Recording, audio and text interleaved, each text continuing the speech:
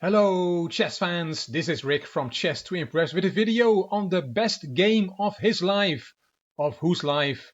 Well, we're going to look at the best game, he says so himself, from a world champion, namely Alexander Khalifman, the 1999 FIDE World Champion. I received this message in the YouTube comments from Al Hassan. Hi Rick, this is an off-topic comment. Would you please make a video on the game below? Bogdan Lalic versus Alexander Khalifman in the 4th Anibal Open, played in 1997 in Linares in Spain. Thank you, says Al Hassan. And I had a look at the game, and it is indeed quite an incredible game. And when I did some further research, I found that Khalifman calls this the best game he ever played. So who am I not to make a video about it? It was played in Linares as well, and that is holy ground of chess. Many super tournaments were held there. In those days it was really the unofficial World Championship of Tournament Chess. Khalifman played against Bogdan Lalic, who sat behind the white pieces in January 1987. Lalic was 32 years old at that time and had a rating of 25.85. Alexander Khalifman was sitting behind the black pieces. He was not world champion yet. He would gain the crown 2 years later, the FIDE World Championship, and at the time the game was played he had just celebrated his 31st birthday. Lalic opened with the d-pawn, knight f6 from Khalifman, c4, c5, d5 and b5. We have the Benke gambit on the board. Lalic took, and a6, that is the real gambit, giving up that pawn on a6. White can take it. Another move is b6 to decline the gambit. Knight c3 is also possible, just protecting the b5 pawn, and e3 does the same thing, also protects that pawn. But the fifth option, the fifth most popular option in the database, is to play f3. What move is that? Black can take on b5, and then there is e4 with an impressive pawn center, and white is then attacking that pawn. But after f3, Khalifman did not take on b5, he played e6, attacking the d5 pawn. e4, e takes, and e5, hitting the knight. Queen e7, pinning the pawn. White can now not take the knight. Queen e2, unpinning that pawn, and knight back to g8. It looks all very spectacular, but it is a theoretical line and has been played many times before. The players keep following theory. Knight c3, bishop b7, knight h3, and c4. Bishop e3 developing, a takes b5, and castling queenside, castling against the storm. The king side seems safer for the white king, but also this move has been played many times before and has stood the test of time. And so has this move, queen b4. This is known as well. Black is immediately bringing the queen close to white's king. And knight f4 was played, bringing the knight into the game. Knight e7, and here bishop b6 was played by Lalic. And in a game a few months later, in a different tournament, Lalic played bishop f2 instead. That was his improvement over this game. But let's stick with this game, bishop b6, and now h5 from Khalifman. And he wrote, I'm especially proud of this positional move, h7, h5, which I found over the board after 40 minutes of thought.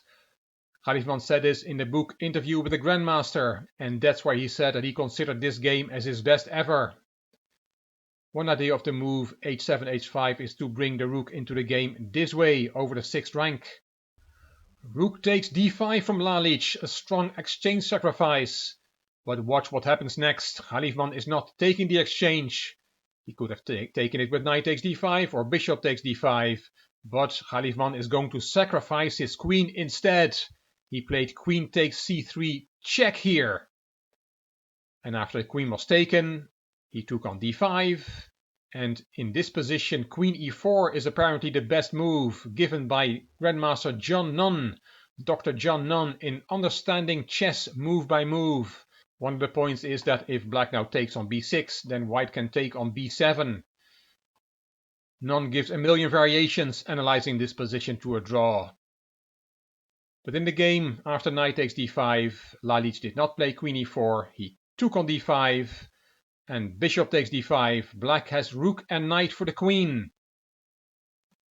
Here, queen d2 was played, a nice little move, making room for this bishop to get into the game with a tempo, as this bishop on d5 is now attacked. Khalifman saved his bishop, bishop e2, knight c6, f4, b4, and f5. Attacking the bishop, but Khalifman makes 3 consecutive tempo moves on black's queen before he saves his bishop. Very instructive, great grandmaster play. First he took on c3, attacking the queen. Queen took back, and then rook a3, protected by that undeveloped bishop. Hitting the queen again. And after queen b2, there comes the other c-pawn forward, hitting the queen again. Queen b5, and now Khalifman deals with that attack on his bishop. He takes on f5. Rook f1. White has all his pieces into play and has extra material. Black still has 2 pieces at home, and his king is still in the middle. But that king is perfectly safe, while white's king is in the open. And the combination of rook, bishop, and pawn is the decisive factor in this position. Khalifman took on a2, rook takes a2, and that is threatening mate in 2 moves. Do you see the checkmate? What if white plays h3? How does black checkmate the white king in 2 moves? You can have a look for yourself, put the video on pause. It's not very difficult, but it's good to know these mating patterns. Rook a1 check, queen b1 only move, and checkmate, protected by the bishop on f5. And this pawn does a very good job taking the d2 square away. Of course, Lalic was not going to fall for that. He took the bishop, but now there is knight b4, and now that knight helps the rook and the pawn to checkmate the white king.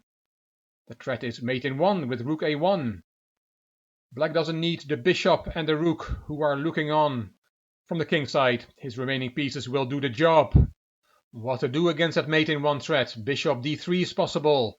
Let's look at a variation. It wasn't played, but rook a1 check will then be coming. The bishop has to interpose, and c2, and white has to give up the queen to avoid black promoting the c-pawn with rook takes b1 check, and then the pawn will promote. So white has to give up the queen, queen takes b4, bishop takes b4, king takes c2, and king e7. The smoke has cleared, and black has a winning endgame with an extra exchange. So that is possible after knight b4.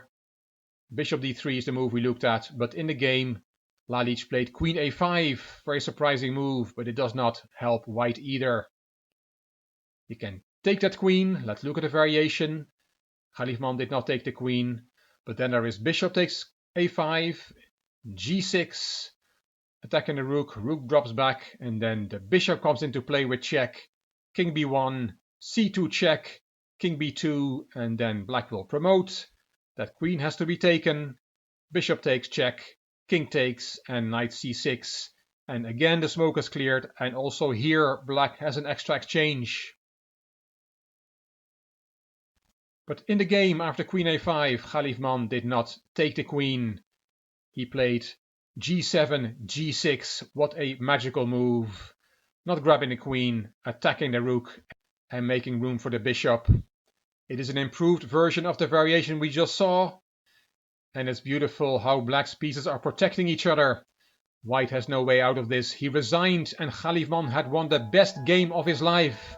Thanks Al Hassan for making me aware of this game, which was played in the holy land of chess, the city of Linares in Jaén in Andalucía in Spain, Garry Kasparov's favorite playground. He won the tournament many times and also ended his career there in 2005. And I was there that year to see Kasparov play in his final tournament. Even though we didn't know that then, he only announced his retirement on the final day. I hope you enjoyed this game and this video. If you did, please give it a thumbs up, please subscribe to the Chess to Impress channel, and please leave a comment. I will read them all and I will reply to them all. If you like the video, it would be great if you could share it on social media by clicking the share button on YouTube. You can find me on Instagram, on Twitter and on Facebook. This is Rick for Chess to Impress. Thank you for watching.